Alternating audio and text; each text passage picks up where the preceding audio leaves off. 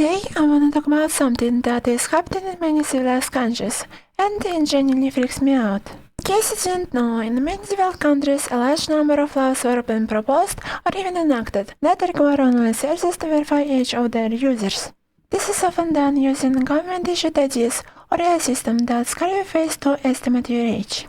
These laws differ per country. In some places they apply to only social media, while in others they apply to the entire internet. It is important to clarify that today I'm talking specifically about those laws that apply to non-adult websites.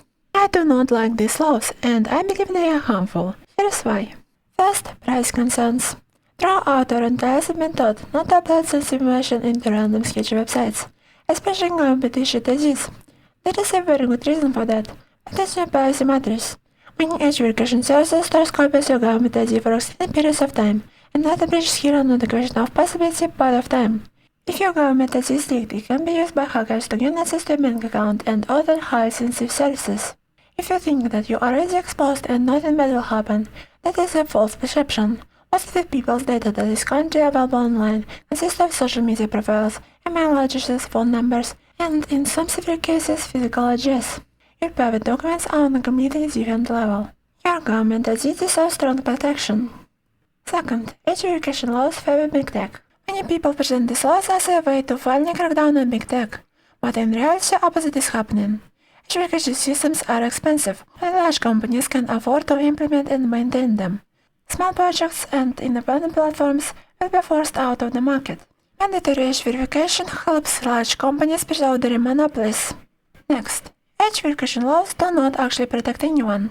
Identity verification systems will mostly be implemented only by large websites because only they can afford it. Many users, especially children, will simply move to small services, such as niche forums and alternative social media. These spaces often have little or no content moderation, disturbed material, and anonymous creators. The government will never be able to prevent children from accessing those websites. There are simply too many children and too many platforms. They will find each other very quickly. This is why age verification laws may be not only be ineffective but actually harmful to children. Number 4. Freedom of speech and restrictive infrastructure. In many cases, the content that must be restricted defined very broadly, using vague terms like harm to minors. This creates a serious problem. It gives government the power to decide what information is appropriate and what is not.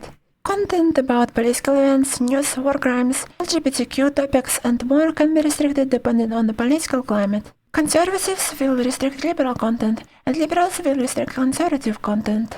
Age verification systems make information less accessible to everyone, and this infrastructure can be easily used by politicians to suppress opponents and preserve power. 5. The direction this is going.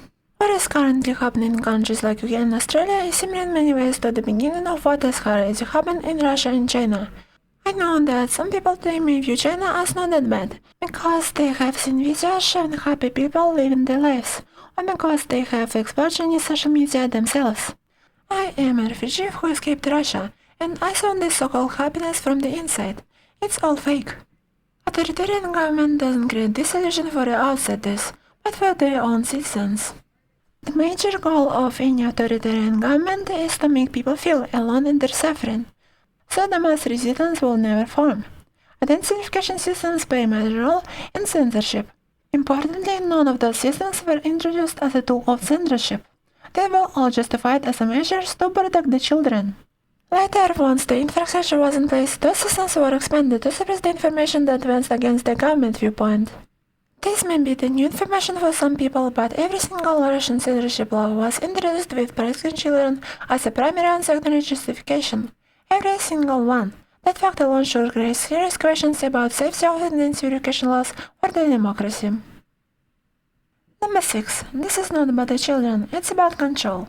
Politicians frequently claim that they want to protect children, and that sounds good until you remember who those politicians actually are. Think about it honestly. Do you really believe that they are motivated by child safety or by something else entirely? Those are 6 reasons why I believe age verification laws are harmful, but that's not the end. Many people agree that online safety is an important issue, and I agree with that too. That is why I want to offer 4 alternative solutions that will improve safety without sacrificing fundamental rights. First, stronger privacy laws. We need better privacy laws that protect everyone from exposure of personal information online.